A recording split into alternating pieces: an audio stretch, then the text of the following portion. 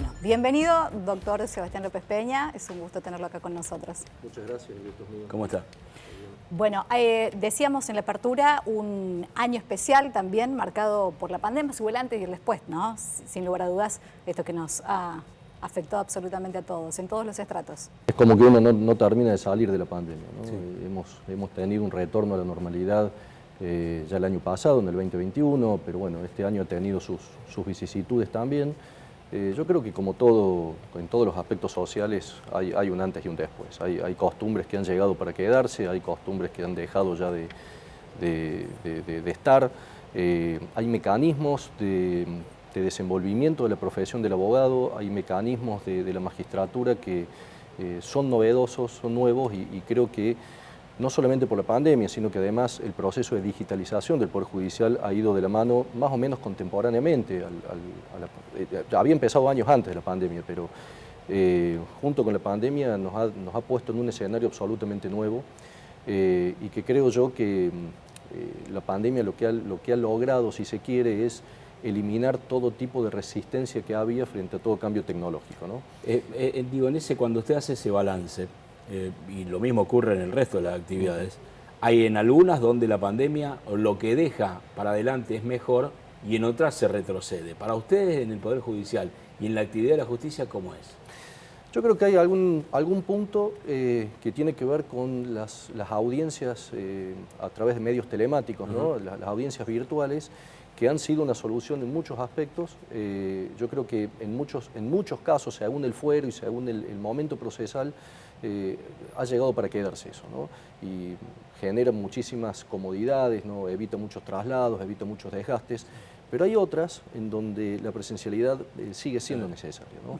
Lo que se llama el principio de inmediatez procesal, a veces es necesario tener a la persona presente, ver la conducta gestual, los magistrados, los abogados cuando preguntan y repreguntan tienen en cuenta muchas de estas cuestiones. Entonces hay cuestiones que yo creo que debemos saber diferenciar y ser inteligentes en cuáles de ellas van a seguir aplicándose y cuáles no, siempre respetando por supuesto la independencia de jurisdicción que tienen los magistrados para decidir en qué casos se va a conservar la virtualidad y en cuáles no. Hablábamos de la pandemia y hablábamos también de los desafíos de este 2022. Si le parece, doctor, vamos a repasar un poquito de lo que ha sido su discurso de apertura del año judicial. Hubo numerosos intentos a lo largo de la historia por justificar guerras justas, guerras santas, guerras justificadas. Pero nunca jamás una guerra va a ser legal, nunca va a ser legítima. Y nunca va a ser legal ni legítima porque es el derecho, la herramienta que el ser humano ha pergeñado para poder pacíficamente resolver sus controversias, regulando y limitando el uso de la fuerza. Por el contrario, la guerra es la negación de todo ello. Allí cierra el círculo de la reflexión de Kant. En el fondo, como ningún Estado puede abiertamente declararse a favor de la guerra, necesita intentar justificar su agresión. Y es ahí la paradoja, que en el hombre se encuentra una disposición moral más fuerte. Bueno, esas fueron parte también de sus palabras en el discurso, un hecho puntual que marcó también al mundo, ¿no? Y el rol de la justicia o del derecho en la sociedad. Sí, fue en un momento muy caliente, si se quiere, de la invasión rusa a Ucrania, en donde invitamos a un representante de una organización ucraniana en Córdoba para que estuviera presente y de esa forma poder transmitir nuestra solidaridad frente al momento que comenzaban a vivir y que todavía está sufriendo el pueblo ucraniano. Bien, bueno. Justo con lo que ella me está planteando y con lo que usted señalaba en esas palabras, la justicia cuando se encuentra con situaciones como esa, como una guerra, ¿qué hace? ¿Qué hace un juez? ¿Cómo reacciona? ¿Cómo trabaja? ¿Cómo interpreta? Digo, porque es una situación absolutamente distinta y opuesta a cualquier cosa que uno vive normalmente, ¿no? Y la Argentina ha tenido en su historia Claro. ejemplos trágicos al respecto, ¿no?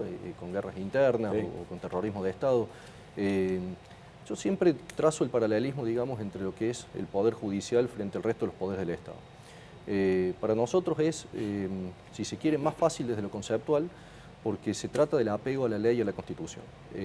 Siempre hay un mástil al cual nosotros permanecemos incólumes, y esa es la defensa pura y real del verdadero Estado de Derecho, que todo lo que tiene que ver con el sistema republicano, con la división de poderes o con el Estado democrático de derecho es algo que se declama por ahí muy fácilmente, sobre todo desde sectores políticos, pero luego a la hora de tener que ejercitarlo, bueno, yo veo que hay algún déficit por ahí conceptual de entendimiento en algunos actores y desde ya que a la hora de tener que uno desarrollar su actividad teniendo en cuenta esos paradigmas. Entonces, yo creo que muchas veces nosotros, con la letra misma de la Constitución, a veces con el preámbulo de la Constitución, uno vuelve rápidamente sobre el eje.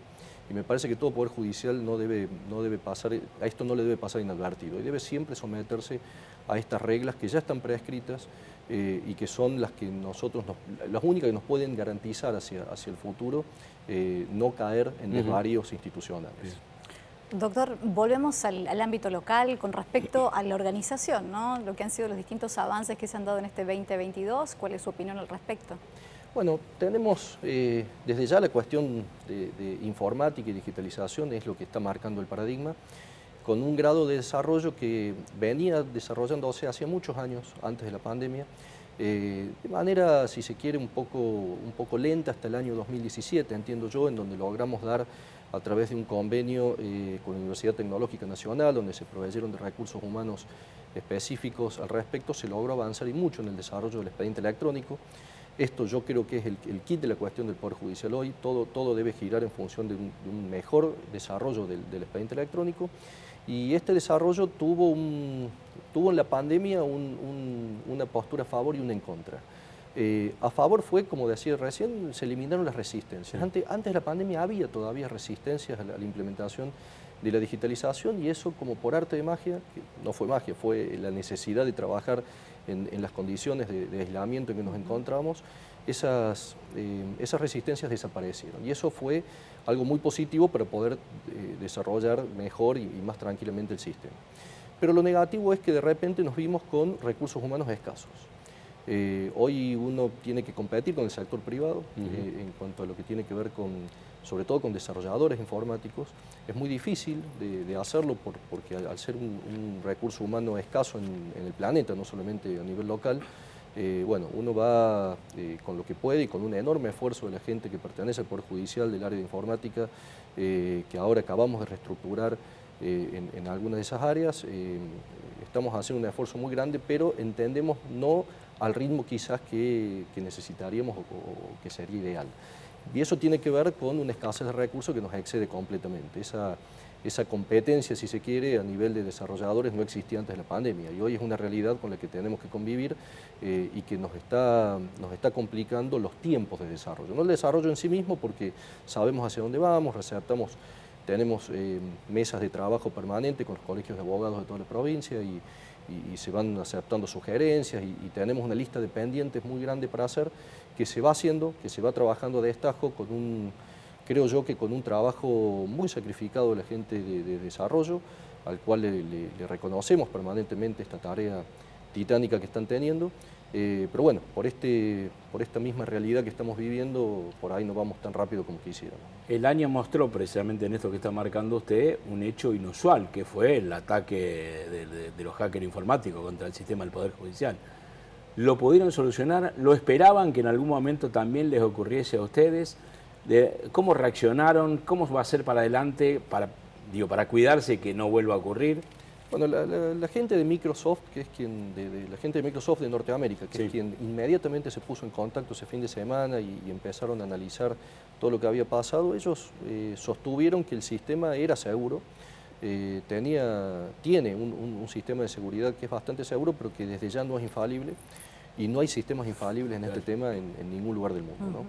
De manera, por supuesto que no lo esperábamos, no esperábamos además que tuviera la gravedad que tuvo, porque si bien no se perdieron datos, si bien se pudo restablecer el sistema, el daño en ese momento fue muy grande, se atacó todos los servidores, se dejó no operativo el sistema por algunos días, y eso produjo también un cambio de mentalidad y un cambio de paradigma en materia informática, que es un cambio de mentalidad que ha ido también sucediendo en el resto de las empresas y las instituciones públicas y privadas desde la pandemia para acá. Y esta es una realidad con la que nos encontramos a partir del análisis.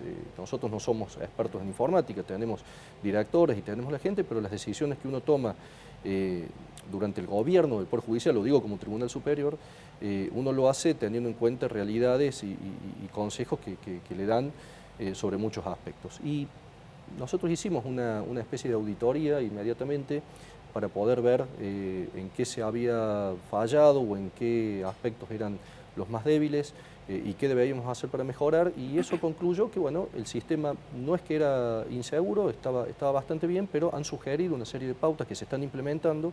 Algunas ya se han hecho, otras dependen de la adquisición de nuevos equipamientos, algunos de los cuales no hay en el país, tenemos que esperar la importación, y sobre todo tener que vincular todas las áreas de informática a un sistema que propone a una mayor recuperación del sistema en el caso de sufrir un nuevo ataque, que sea mucho más rápido que el que fue.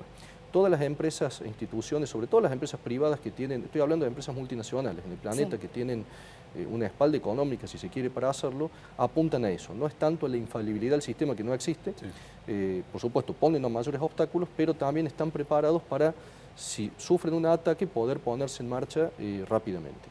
Esa es la concepción moderna de la ciberseguridad, y en donde además el sector de ciberseguridad, los encargados de ciberseguridad, tienen en las modernas organizaciones, digo modernas, insisto, en los 2 últimos años, un rol preponderante en estas organizaciones. Es decir, tienen una capacidad de decisión mucho más fuerte que la que tenían, en donde junto con los gerentes de las empresas tienen la potestad de tomar decisiones críticas. ¿Por qué? Porque en el momento de sufrir un ciberataque no hay mucho tiempo a veces para poder programar o discutir qué hay que hacer. Entonces la decisión la toma el jefe de ciberseguridad, y ese empoderamiento, si se quiere, es un cambio de paradigma organizacional dentro del área informática. Sí, para que no le cambies el tema, déjame con una más de esta. Sí. ¿Se preguntaron ustedes por qué les tocó a ustedes? Es que en realidad nos enteramos... O para ustedes fue al azar. Bueno, desde Presidencia de la Nación, desde un organismo, no recuerdo cuál, pero un organismo especialista en el tema, se había advertido que esos días hubo muchos ataques a empresas cordobesas, ¿no? Instituciones cordobesas. Después nos enteramos de muchas otras que hubo, muchas de las cuales no trascienden mediáticamente. Nosotros tenemos la obligación legal, si se quiere, primero de hacer la denuncia penal, de ponerlo en conocimiento de un fiscal, motivo por el cual, bueno, esto trascendió desde el día 1 y se dio una conferencia de prensa antes de, esto fue un sábado de la madrugada del ciberataque, el lunes ya que era feriado, dimos una conferencia de prensa explicando la situación, sí, y bueno, tuvo un impacto muy fuerte. Hubo otros poderes judiciales como Chaco, que lo había sufrido en el mes de enero. También creo que Provincia de Buenos Aires había sufrido algún episodio similar, y muchas instituciones públicas y privadas también. No creo que haya sido algo direccionado al Poder Judicial de Córdoba, forma parte del contexto de la nueva realidad, que además los especialistas nos advierten que es algo que a raíz del alto grado de digitalización que hubo después de la pandemia y que sigue habiendo, bueno, esto es carne de cañón para organizaciones criminales que están muy sofisticadas tecnológicamente, y además con cerebros muy importantes, muy inteligentes al servicio de empresas criminales. Entonces, todos podemos ser víctimas en cualquier momento de este tipo de ataques. Bien. Doctor, ahora nos metemos en la parte de los procesos, la cuestión de la incorporación de la oralidad, y algo que también le interesa muchísimo a la gente, la materia de celeridad, ¿no? Los plazos que se llevan adelante y la evaluación que ha hecho también de este año en ese aspecto. Bueno, esto es un paradigma que también se viene dando en los últimos años. Cada uno de los fueros, el fuero laboral, el fuero civil, el fuero penal, lo va implementando a su ritmo, a su medida o en función de las necesidades que tenga. Requiere muchas veces de reformas legislativas que se han dado en algunos casos, y esas reformas además van de la mano con una moderna organización y un cambio de organización también en cada uno de los fueros. Por supuesto, se tiende a una mayor celeridad. Yo creo que el sistema procesal cordobés, en todas sus instancias, tiene un alto grado de seguridad jurídica, ¿no? Este es un concepto que muchas veces se confunde con el garantismo, ¿no? Uno, cuando escucha garantismo mediáticamente, hay una especie de vandalización de ese concepto, en el sentido de que garantismo es entrar por una puerta y salir por la otra, ¿no? En el fuero penal o tener excesivos potestades para poder plantear recursos, chicanas, etc. Y en el sentido técnico jurídico no es eso. Garantismo es simplemente respeto a las garantías constitucionales y convencionales que nos rigen. pero siempre un sistema, no solamente en Córdoba, en cualquier sistema procesal, un sistema mientras más garantista es, bueno, implica atentar contra la celeridad, ¿no? Entonces, por ahí Córdoba tiene un sistema demasiado garantista, que eso implica que los tiempos por ahí se excedan, aún en los procesos que van rápido. Entonces se tiende a tratar de lograr una mayor celeridad, aunque siempre yo rescato esto: celeridad y seguridad son conceptos jurídicos que se tensionan. De manera tal de que si vamos a ir más rápido, bueno, vamos a perder algunas seguridades, pero creo yo que todavía con el marco de celeridad que se logran con los nuevos procesos orales, todavía tenemos un pleno respeto por las garantías constitucionales. En Bueno, ese marco, sí. discúlpame, pero hay un dato, un ejemplo concreto que fue en cuanto a celeridad. El caso Amoedo, por ejemplo, fue muy rápido. Digo, muy rápido teniendo en cuenta lo que es habitual. Digo, es imposible que esa velocidad, esa prontitud también esté en el resto de los procesos, porque además es una de las cuestiones que más reclama la sociedad, ¿no? Mire, acá hay una cuestión que se estudia en el derecho penal. Yo lo estudié hace 20 años en España y ya los alemanes trataban sobre la misma temática. En ese momento decían los españoles que menos del 2% de las denuncias llegan a sentencia, ¿no? Hay un criterio de selectividad penal que existe en todos los ordenamientos penales, por lo menos en los ordenamientos penales donde hay Estado democrático de derecho. Sobre ese principio de selectividad penal operan algunas herramientas procesales, como por ejemplo lo fue hace pocos años la implementación de la disponibilidad de la acción penal con la incorporación del principio de oportunidad, sí. Es decir, donde los fiscales podían elegir, siempre dejando a salvo las cuestiones más graves, por supuesto, podían elegir sobre cuáles intervenían y en cuáles no. Esto opera, repito, en todos los sistemas procesales y viene a blanquear, si se quiere, una situación, y la situación de fondo es que es imposible dar respuesta con los ordenamientos jurídicos actuales a la totalidad de las causas que ingresan, al menos en el foro penal. De manera tal de que siempre vamos a encontrar nosotros ejemplos, y sobrados ejemplos, en donde la causa no se tramita o en donde la causa va muy lenta. También tiene que ver mucho la actividad de las partes, si recurren más o recurren menos. Sí. Me acuerdo que en el proceso penal se discutió mucho respecto a la posibilidad de recurrir o de plantear recursos durante la investigación. Hoy es una potestad que existe en muchos supuestos y siempre hubo una idea que nunca llegó a buen puerto, al menos en la discusión legislativa, de poder concentrar todo lo que es la recurribilidad en la instrucción penal en un solo momento, de manera tal de no estar esperando que la causa vaya y venga, ¿no? La digitalización ayuda mucho en eso. ¿Por qué? Porque antes el expediente papel, cuando uno tramita una causa, al haber un planteo recursivo, el expediente se iba completo y hasta que no estaba resuelto por un juzgado, eventualmente por una cámara o incluso por el Tribunal Superior, no volvía. La digitalización permite que toda esa materia de recurribilidad se tramite durante la sustanciación de la investigación, es decir, que no se paralice la investigación, y eso da una pauta de celeridad que es muy importante. Por eso digo que no se trata solamente de eliminar recursos o de implementar la digitalización del expediente, se trata de un conjunto de normas y de factores que tienden a una política que favorezca. Ahora, yo no puedo dejar de desconocer o caer en la hipocresía que vamos a seguir encontrando ejemplos de morosidad o ejemplos en donde las causas no se mueven porque había otras causas o por los motivos que fueren. Estas cuestiones deberán discutirse en el caso concreto, pero sí entiendo yo que como política institucional, los poderes del Estado, ya sea el legislativo haciendo las leyes, el judicial organizando los procesos, deben tender a que la ley tenga una mayor eficacia y una mayor celeridad.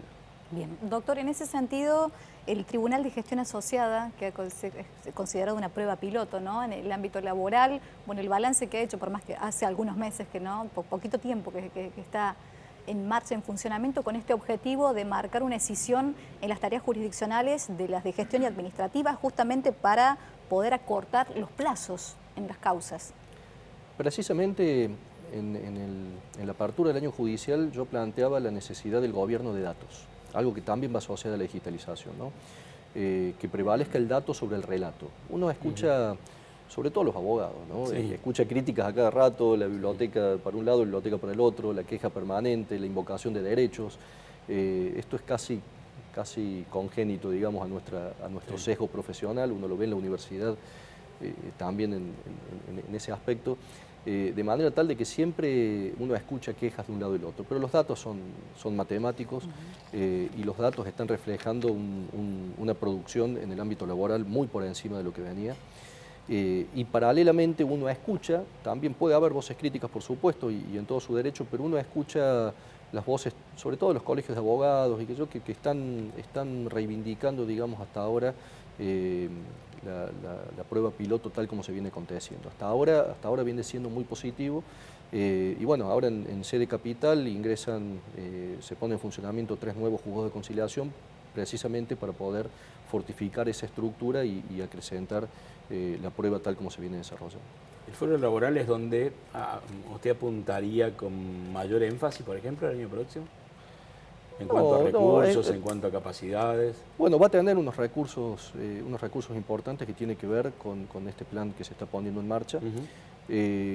A uno siempre le hace, como Poder Judicial, la mayor trascendencia mediática está en el fuero penal, ¿no? Sí. No lo digo como penalista, lo digo objetivamente, bueno, claro. Ustedes me lo dicen a cada rato, pasa por allí, ¿no? Sin embargo, todo esfuerzo que se ponga siempre va a ser limitado, ¿no?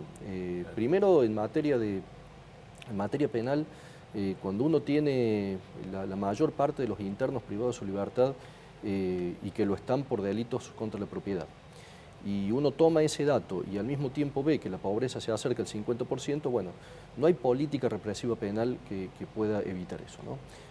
La política para evitar esto pasa por las antípodas del derecho penal. Y el derecho penal va a dar una respuesta que va a estar limitada al cúmulo o a la cantidad de casos que va a tener en ese aspecto. Vamos teniendo alguna especialización en materias que han sido política de Estado, la violencia familiar, si se quiere, a la cabeza de esto en cuanto a recursos en los últimos años, pero si usted me pregunta sobre qué haría yo más hincapié, y teniendo en cuenta todos los fueros de la provincia, y yo haría más hincapié en el fuero del narcotráfico. Yo creo que es una problemática que en el marco de un programa que hemos puesto en marcha que se llama el de los referentes judiciales comunitarios, un programa al respecto, una de las actividades que han tenido los equipos de referentes que tiene el Poder Judicial, que son más de 1000 integrantes y en toda la provincia, ha sido un estudio de campo, ¿no? Un estudio de campo que tiene que ver con la elaboración estadística, donde la justicia pregunta cara a cara al vecino en los lugares más recónditos de la provincia y en los grandes centros urbanos también, cuáles son las mayores preocupaciones. Y allí nos dimos con la sorpresa de que a la pregunta de cuál era el sector social por edad que la gente percibe como más vulnerable, la mayor parte contestó la adolescencia. ¿Y cuál era la temática que mayor preocupación generaba? Era la droga. Entonces, drogadicción o narcotráfico y adolescencia son conceptos que obviamente van de la mano, y yo creo que además, al ser una provincia limítrofe a Santa Fe, con el problema que están teniendo allí al respecto, yo creo que la política debería pasar por un mayor empoderamiento a este flagelo, porque es algo que además, cuando uno va perdiendo en las batallas, en la lucha contra el narcotráfico, es muy difícil la vuelta atrás, ¿no? Es muy difícil volver a empoderarse. Entonces yo, si me pregunta a mí, es una opinión personal como política de Estado, y lo que hemos receptado además en todas las visitas que hemos hecho al interior de la provincia, me parece que claramente la política debería apuntar a eso. Está lejos que Córdoba sea una isla, pero digo, ¿estamos muy lejos de ser Rosario? Por el momento sí. A ver, Córdoba adhirió a la ley de desfederalización en materia de narcotráfico hace varios años, y eso promueve una discusión que es si el narcomenudeo debe estar separado de la competencia federal o no. La ley ya existe, hay adhesiones de varias provincias y como tales existen. Ahora, la política de narcomenudeo en Córdoba ha sido muy exitosa, y esto lo dicen, yo me acuerdo que hace pocos años hubo una reunión de fiscales generales y procuradores generales de todo el país, de todas las provincias del país acá en Córdoba, y unánimemente se ponderó como muy buena la política de narcomenudeo, ya sea a través de la creación de la FPA y de las estructuras del fuero de narcomenudeo que existe en el Poder Judicial, y todos los fiscales generales y procuradores generales ponderaron como muy buena la política que llevó adelante Córdoba. Yo creo que distinto es, insisto, la discusión a si está bien o está mal que la provincia acceda a eso. Pero uno ve en ese fuero un trabajo de destajo que ha dado muy buenos resultados y que ha logrado, creo yo, no le digo eliminar ni mucho menos, porque la disparidad de fuerzas está clara, pero ha logrado, yo creo que morigerar bastante el impacto del narcotráfico en nuestra provincia. Por eso me parece que como política de Estado debería, desde mi humilde opinión, ser ratificada y ser mayormente empoderada. Bien, recién mencionaba, doctor, el programa de referentes judiciales. Si le parece, vamos a ver un poquito lo que ha sido el lanzamiento de este programa y después analizamos lo que ha dejado también este 2022 en ese tema. Nosotros sabemos que no solamente se esperan decisiones del Poder Judicial, se esperan acciones. Y en el marco de esas acciones es que ponemos en marcha este programa que tiene un paradigma que es muy sencillo. Es poder ir y poder llegar a aquel lugar en donde el conflicto está latente, pero fundamentalmente a aquel lugar en donde el derecho está ausente. Bueno, este programa que ha realmente cosechado muchísimos logros y ha cosechado también muy buenas respuestas. La verdad que nos ha excedido ampliamente en nuestra expectativa. Nosotros esperábamos, esto lo habíamos anunciado en la ciudad de Marcos Juárez en la apertura del año judicial del año pasado, del año 2021, esperando en un plazo de 3 meses organizar todo el programa con todos los voluntarios. Recordemos que es un programa que participan agentes judiciales de cualquier cargo, desde camaristas hasta contratados recién ingresados. No importa la antigüedad tampoco, ¿no? No, nada tiene que ver, pero además lo hacen ad honorem y fuera del horario de trabajo. Tiene que ver con un concepto también paradigmático de responsabilidad social, donde el que quisimos hacer hincapié, porque entendíamos que el nuevo concepto de servidor público hoy no pasa por el agente judicial que está en su despacho, hablando en su idioma abogadil, técnico, que solo nosotros nos entendemos, o tomando distancia de la realidad, o tomando distancia del caso concreto que debemos resolver, y esto ha sido durante muchos años, décadas atrás, un paradigma de buen juez, ¿no?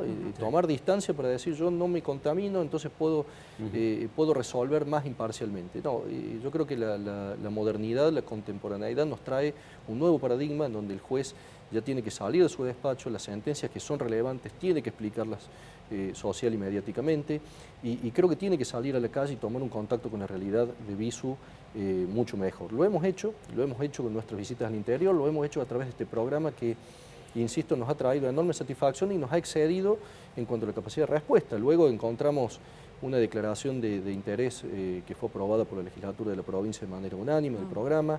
Hemos encontrado la Red de Justicia Abierta o la Asociación Civil por la Igualdad y la Justicia, que son organismos internacionales que lo han ponderado como pioneros en Latinoamérica para un poder judicial, este tipo de programas. Entonces, hemos hecho un encuentro en Dique Chico, ahora a fin de año, con referentes de todas las provincias para intercambiar las experiencias y para poder ratificar el programa y que esto sea una política judicial constante, ¿no? Yo creo que nos ha... cuando uno sale de su despacho, cuando uno va a los lugares más recónditos de la provincia, estas imágenes que veíamos recién eran en una localidad llamada Media Naranja, muy cerquita de Cruz del Eje. Cuando uno llega, la gente se ve muy agradecida de tenerlo ahí. Y yo siempre digo que los agradecidos tenemos que ser nosotros, porque aprendemos más nosotros de ese contacto y nos sirve más a nosotros la adquisición de esa experiencia y de ese contacto con la realidad que a ellos mismos. Y es a partir de allí donde uno puede tomar decisiones más cercanas, más humanas, que se entiendan mejor y sobre todo poder mostrar lo que hacemos. Uno no niega que la imagen de la justicia o del Poder Judicial es una imagen muy negativa en la sociedad, entonces creo yo que eso nos obliga a comunicacionalmente tener que redoblar esfuerzos por mostrar nuestro trabajo, porque no nos ha ido mal cuando hemos mostrado nuestro trabajo. Cuando la gente civil en algunos programas, como los jueces en la escuela o los juicios por jurados, por ejemplo, cuando uno ve las encuestas y las opiniones de la gente que toma un primer contacto con el Poder Judicial y luego ve cómo funciona, bueno, la imagen del Poder Judicial cambia, ¿no? Entonces me parece que siendo un poder del Estado y teniendo un papel tan trascendente en la vida republicana y democrática del Estado provincial, está obligado a que la gente conozca. Luego, por supuesto, podrá establecer una crítica que pueda ser positiva o negativa, pero el conocimiento de ese trabajo creo que es esencial. Para que la gente se pueda tomar un poco de conciencia, de dimensión, ¿no?, de lo que es este programa, es la llegada de los agentes judiciales a distintos puntos, en las calles, evacuando dudas, en la vía pública, en las escuelas también. Veía imágenes hasta la construcción de una biblioteca en uno de los barrios aquí de Córdoba. Son actividades diversas. A veces han colaborado en obras de infraestructuras, en pinturas, en construcciones, a veces han trabajado mucho con las escuelas. Hay cuentos infantiles con contenido jurídico para que los chicos puedan ir adquiriendo algunos conceptos. A veces se han detectado incluso casos hasta de abuso sexual que han permitido hacerse las denuncias correspondientes y sacar al menor de esa situación de abuso y de vulnerabilidad en el que estaba. Es decir, nos ha impactado, si se quiere, la respuesta, no solamente la respuesta de las instituciones y de la ciudadanía, sino también el balance del programa, que no solamente ha logrado transmitir información pública, transmitir conceptos, sino que también en casos concretos ha logrado cambiar la vida de mucha gente cuando ya sea que estaban sufriendo alguna cuestión como la que comento delictivo, ya sea por algún voluntariado que permita estar mejor, digamos, a esas comunidades, ¿no? Doctora Anita, hacemos una pausa y volvemos. Pausa, Ya ya venimos. venimos.